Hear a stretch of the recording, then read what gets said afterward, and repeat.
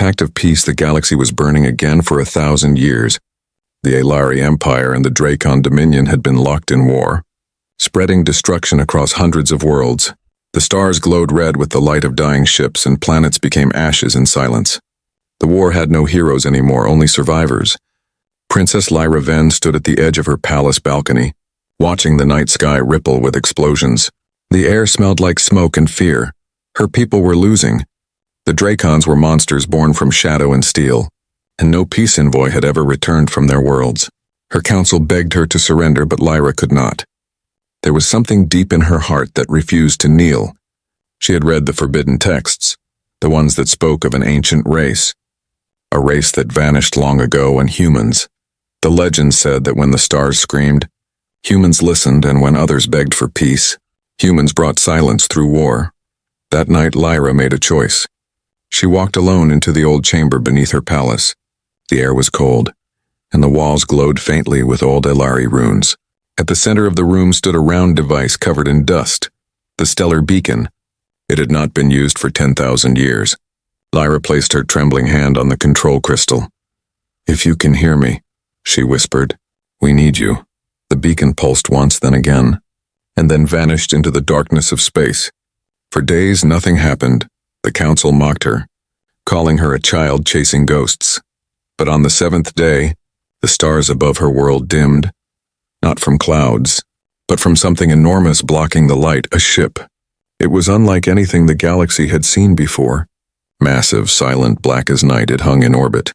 Larger than any Alari city, the Dracon fleet that had been approaching stopped instantly. Scanning it in confusion, then came a signal. Not through Alari channels, not through any known code. Just a simple voice, deep and calm. "This is Captain Elias Ward. Earth Defense Command." Lyra's heart froze.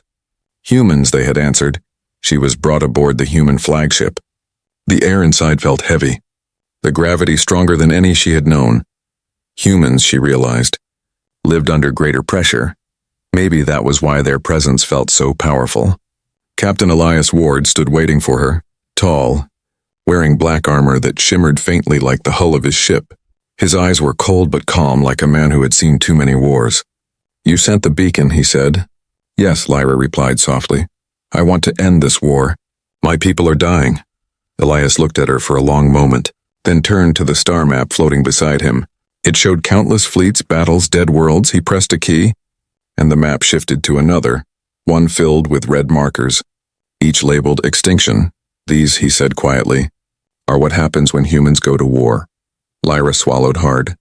"I don't want destruction," she said. "I want peace." Elias smiled faintly, the kind of smile that didn't reach his eyes. "Peace," he said, "is never given. It's taken and protected." Lyra didn't understand his meaning then, but she felt something stir. An ancient, cold energy inside this man and his people, something the galaxy had long forgotten.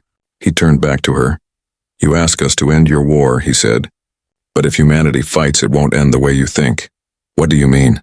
she asked. Elias stepped closer, his voice low. "When we fight, Princess, we don't stop until there's nothing left to threaten what we protect." A silence filled the command deck. Lyra wanted to speak but couldn't outside the viewport. Hundreds of human ships began to wake. Their engines glowed blue and gold, ancient dreadnoughts rising from hidden orbits around Earth. Ships that had been sleeping since the Great Collapse. The human fleet moved without sound, without chaos, like a storm that already knew its target. Lyra whispered, "You're bringing war to end a war?" Elias nodded. "Sometimes peace needs fire." She looked out at the countless ships now aligning into formation, the largest one casting a shadow over her entire planet, and for the first time she understood the legends. Humans were not gone, they were waiting for someone to call them again.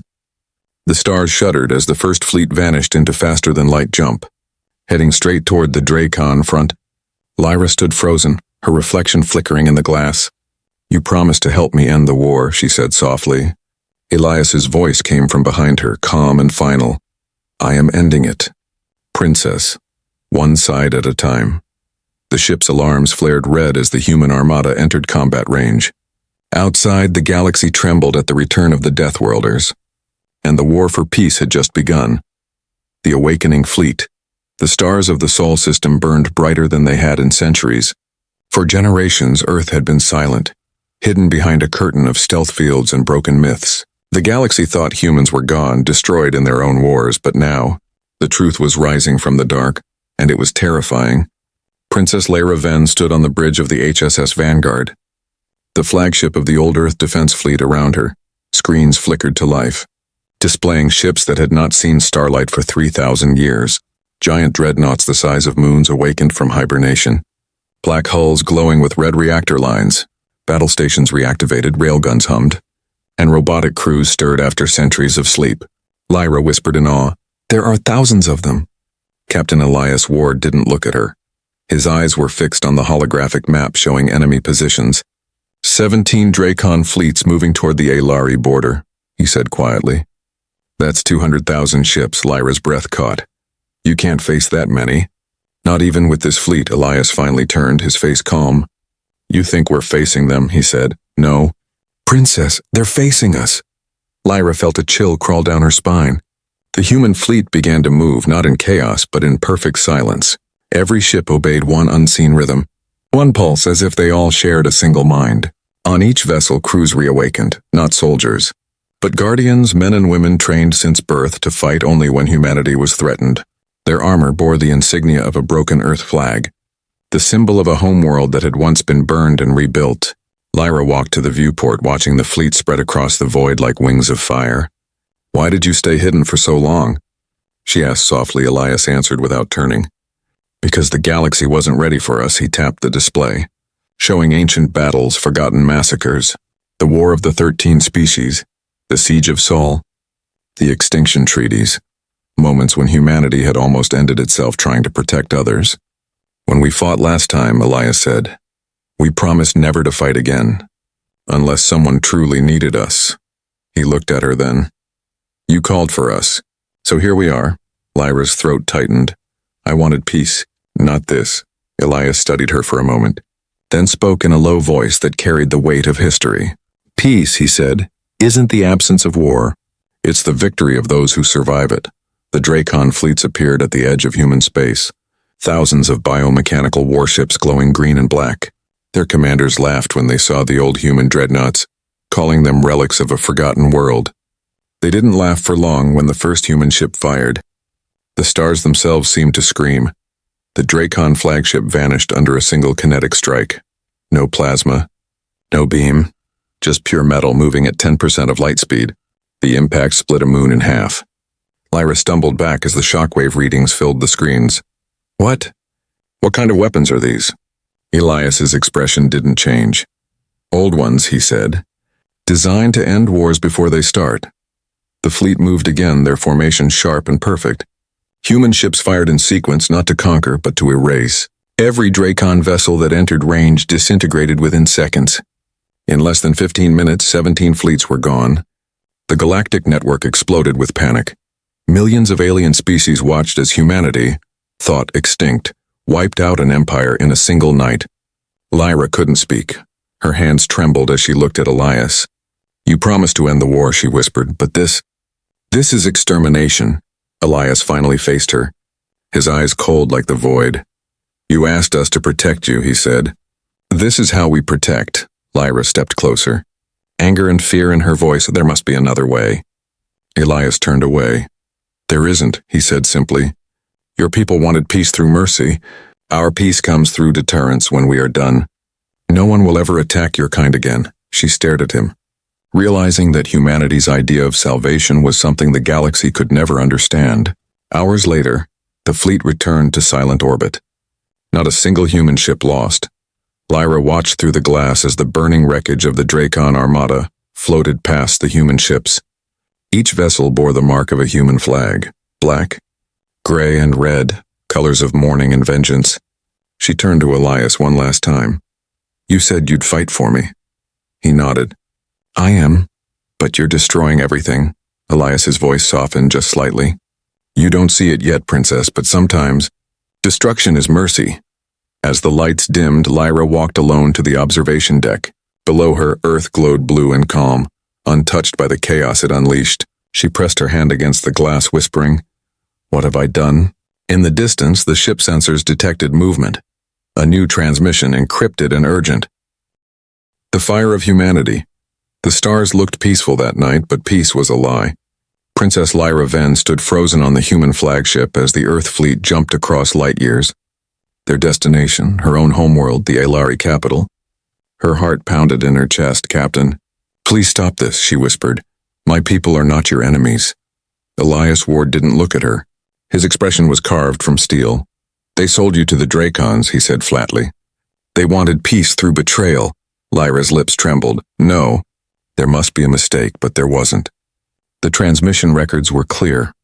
Her council had sent coordinates of the human fleet to the Dracons, promising to surrender Lyra in exchange for survival. "They feared your alliance with us," Elias continued. "They thought we'd destroy them after the Dracons." Lyra shook her head, tears burning her eyes. "I only wanted to save them." Elias turned toward the massive star map glowing before him. "Then you should never have called humanity," he said quietly.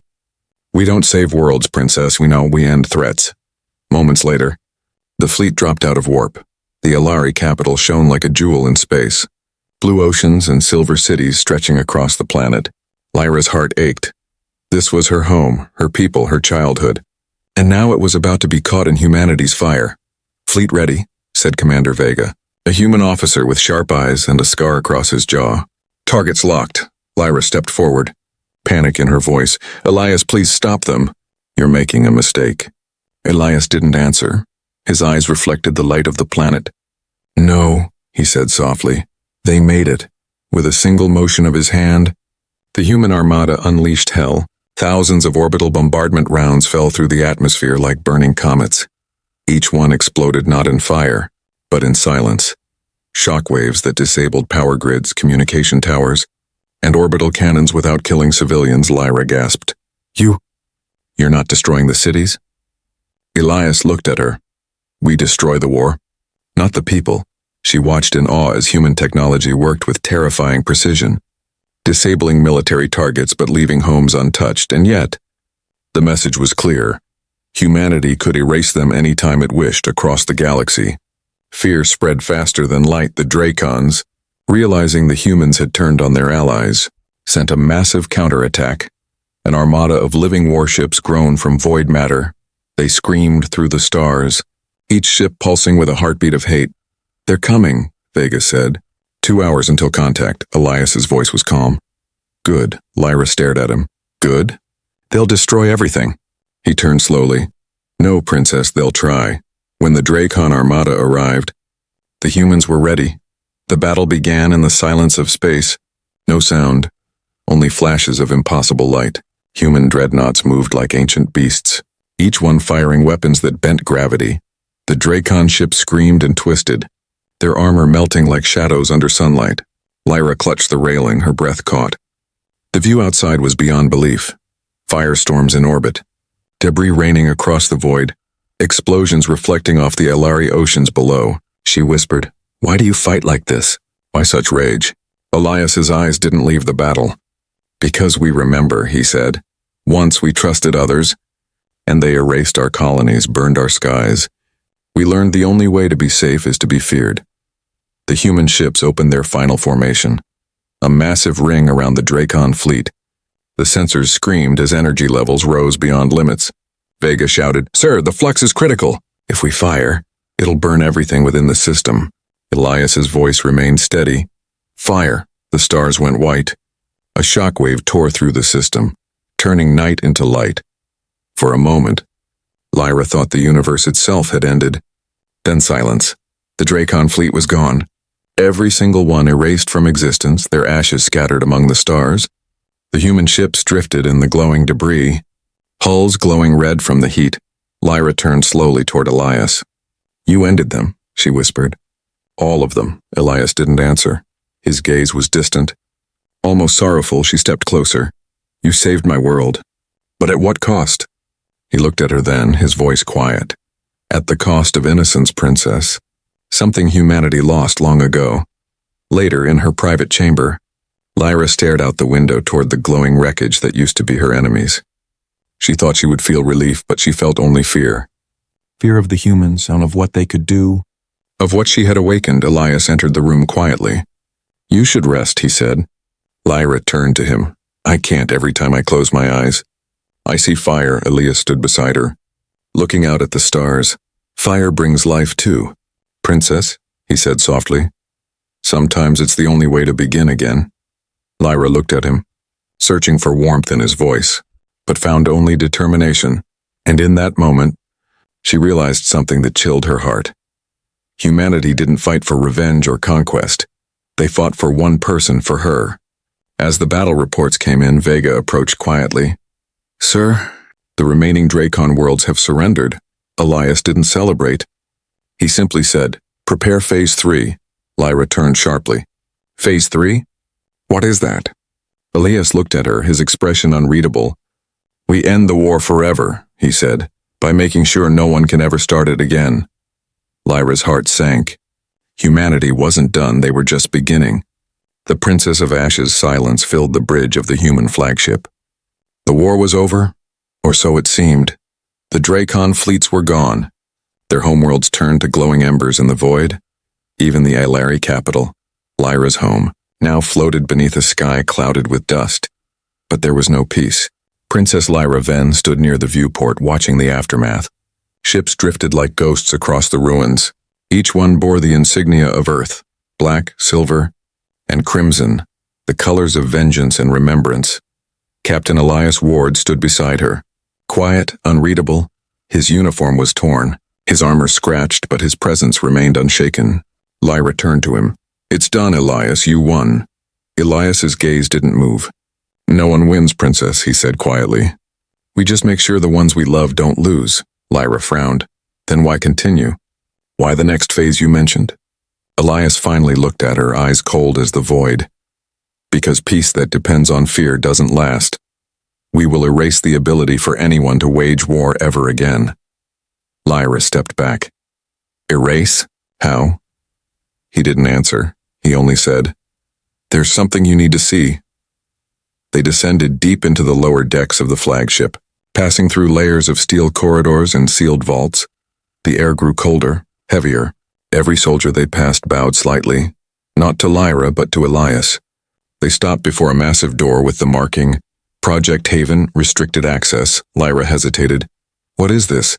Elias placed his hand on the panel. The door opened with a deep mechanical sigh, revealing a vast chamber filled with cryopods, thousands of them, glowing faintly in blue light. Inside each pod was a human child. Sleeping peacefully, Lyra gasped, her voice breaking. "They're children, thousands of them." Elias nodded slowly. "The last generation born before the Great Collapse. We kept them hidden when the galaxy turned against us. When our colonies burned and our cities fell, we put them to sleep, waiting for a day when the stars would be safe again." Lyra touched the glass of a nearby pod, tears filling her eyes. "You hid them all this time." Humanity wasn't gone. It was waiting. Elias's voice was low, almost reverent. "Every war we fought after that was never for conquest, it was for time. Time to rebuild. Time to let them dream." She turned to him, her heart aching. "And now, what happens to them now that the war is over?" Elias's expression hardened. "They wake." Lyra blinked. "Wake? But the galaxy isn't safe." He looked at her. "It is now." As they walked deeper, she saw symbols and names carved into the walls. Cities, colonies, entire species, and all lost during humanity's fall. Elias stopped before one plaque that read, "Earth, the last world," Lyra whispered. "You kept fighting for a planet no one could even find." He smiled faintly. "That's the point, Princess. We made sure no one ever could. The galaxy thought Earth was gone because that's how we survived." Lyra's heart twisted. "You've carried this pain for so long. You deserve peace." Elias's eyes darkened. "Peace isn't something we deserve, it's something we protect." Suddenly, alarms echoed through the chamber. Red lights flashed across the ceiling. Commander Vega's voice broke through the comms. "Captain, the Aelari remnant fleet is approaching. They're demanding you stand down." Lyra's blood ran cold. "My people." "They're coming here?" Elias spoke into his comm. "And what if we don't? Then they'll open fire," Vega said grimly. "They say humanity has become a threat to all life." Lyra turned toward Elias, desperation in her voice. "You can't fight them. Not again. Please talk to them. But Elias was already walking toward the control console. They had their chance, he said quietly. They betrayed you once. They won't get a second time.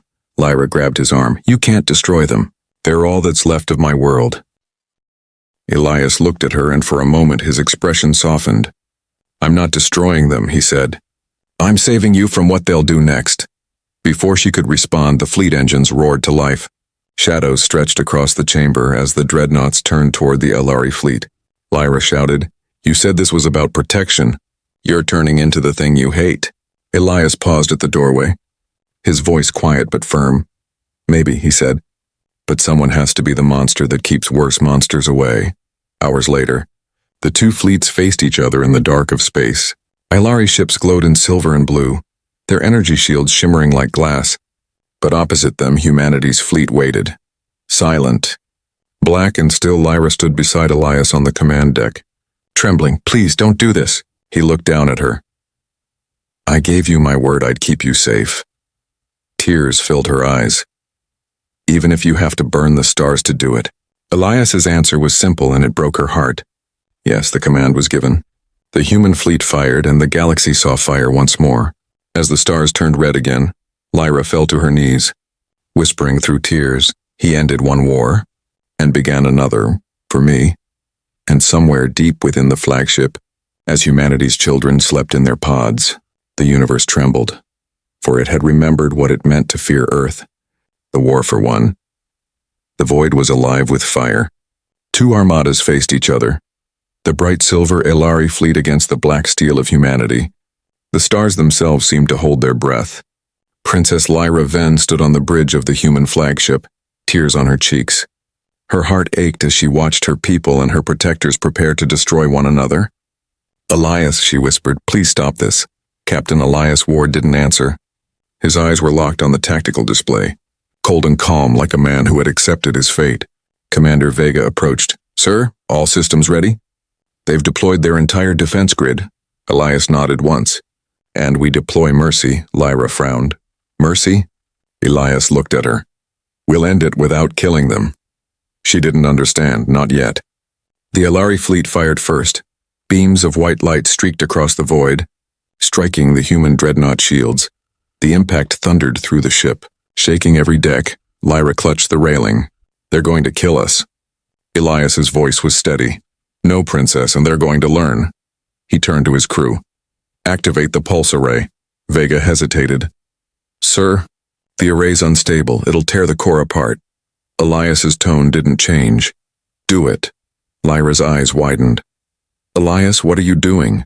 He met her gaze, his expression soft but sad. You wanted the war to end. This is how it ends. Outside the viewport, the human flagship's hull began to glow with deep red light. Energy rippled outward like waves in the ocean. The other human ships backed away, forming a wide circle, protecting the core of the fleet. Lyra felt the air hum around her, the gravity itself trembling. What is the pulse array? She asked, voice shaking. Elias's reply was quiet. A weapon made to stop all war forever. It wipes every weapon system across light years. Human. Elari, Dracon, all of them. No one will fight again. Lyra stepped back, horror dawning in her eyes. But it'll destroy this ship. You'll die! Elias gave a faint smile. That's the price of peace. The alarms wailed.